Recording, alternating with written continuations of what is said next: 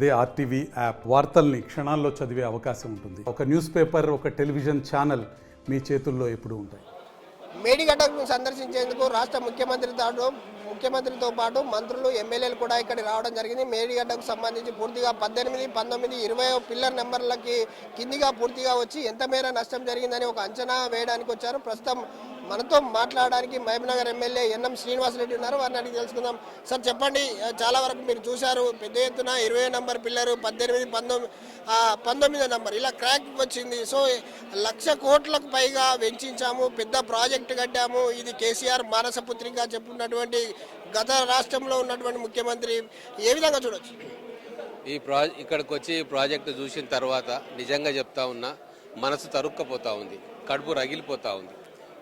ఆ రోజు మేము ఉద్యమం చేసింది, ఉద్యోగాలు వదిలేసి మాలాగా లక్షల మంది విద్యార్థులు, యువకులు రోడ్ల మీదకి వచ్చిర్రు, బలిదానాలు చేసుకున్నారు. స్పీడ్గా పోతున్న ట్రైన్కు గుద్దుకొని జై తెలంగాణ చచ్చిపోయాను. నీళ్లు నిధులు నియామకాలు అని చెప్పి ఆ రోజు మా నినాదం. ఈరోజు నీళ్ల కోసం ఇంత దుర్మార్గంగా, ఇది సిమెంట్ కాంక్రీట్ తోటి కట్టినట్టు మాకు అనిపించట్లేదు, కరెన్సీ కట్టలతోటి ఈ ప్రాజెక్టు కట్టిరు కాబట్టి ఈ పరిస్థితి మీరు చూస్తుండండి. మొత్తం కూడా ఈ బ్యారేజ్ ఇచ్చుకొని పోతూ ఉంది. అంటే 1,00,000 కోట్ల రూపాయలు ఈ బ్యారేజ్ మీద పెట్టి కాళేశ్వరం ప్రాజెక్టు మీద ఇంత నాణ్యత లేని పనులు చేసిండ్రు అంటే ఇది చూస్తే ఏం చేయాలో ఏమనాలో తెలియని పరిస్థితి. ఒక రకంగా చెప్తే తెలంగాణ ప్రజలకు ద్రోహం చేసింది బీఆర్ఎస్ పార్టీ, ముఖ్యంగా కేసీఆర్. చాలా గర్వంగా చెప్పుకున్నాడు కదా, నేనే డిజైన్ చేసిన, మొత్తం నేను రంగరించి, నా మెదడును రంగరించి ఈ ప్రాజెక్టులు తయారు చేసిన అని చెప్పి గూగుల్ మ్యాపులు పెట్టి అసెంబ్లీలో ప్రజెంటేషన్స్ ఇచ్చి ఏదో గొప్ప ఒరగబెడుతున్నారు అని చెప్పి ప్రజలంతా అనుకుంటే ఈరోజు ఇక్కడికి వచ్చి తెలిస్తే కేసీఆర్ యొక్క నగ్న రూపం, కేసీఆర్ యొక్క తెలివిలేని పని, కేసీఆర్ యొక్క తుగ్లక్ పనులు ఈరోజు మేడిగడ్డ సాక్షిగా మా అందరికీ కూడా అర్థమవుతా ఉంది.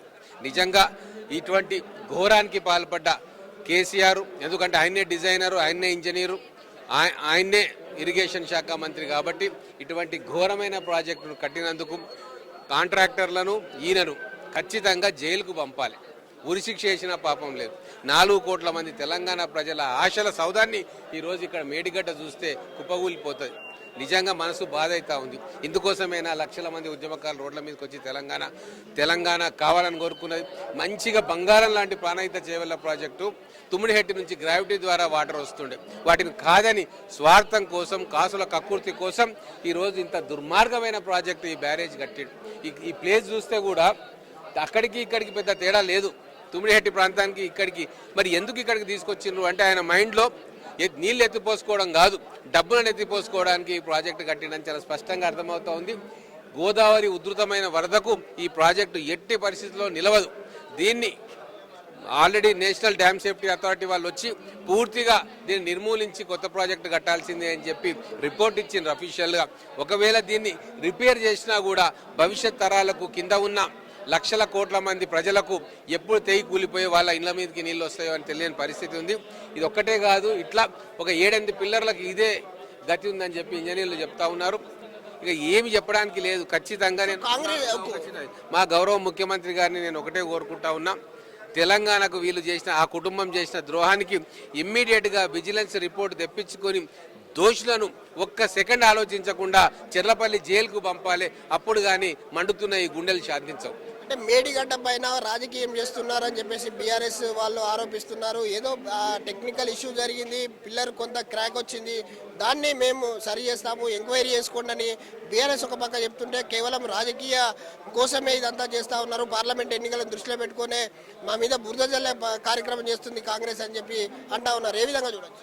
సిగ్గుండాల మాటలు అన్నీకే. ఎంత నీతి మాలిన నాయకులు అంటే, గడ్డి తింటున్నారా, అన్నం తింటున్నారా? ఇక్కడికి వచ్చి ఇవన్నీ చూసిన తర్వాత కూడా ఇక అటువంటి మాటలు మాట్లాడితే చీ అనిపిస్తుంది. రాజకీయాల్లో ఎందుకుంటున్నాం మనం అనిపిస్తుంది. మేము కాంగ్రెస్ మేనిఫెస్టోలో పెట్టినాం, అవినీతి మీద, ఇరిగేషన్ ప్రాజెక్ట్ అవినీతి మీద ఎంక్వైరీ జరిపిస్తామని చెప్పి మా మొదటి చాప్టర్లోనే మా మేనిఫెస్టోలో, కాంగ్రెస్ మేనిఫెస్టోలో ఉంది. దాని ప్రకారంగా ఈరోజు విజిలెన్స్ ఎంక్వైరీ చేసినాము. మేమంటలేము, ఇది central government, central water commission వాళ్ళు వచ్చి ఇటువంటి ప్రాజెక్ట్ ఎట్లా కడతారు, భూప్రపంచం మీద ఇటువంటి ప్రాజెక్ట్ ఉంటుందా అని చెప్పి వాళ్ళు ఆశ్చర్యం వెల్లబుచ్చుతూ ఉన్నారు.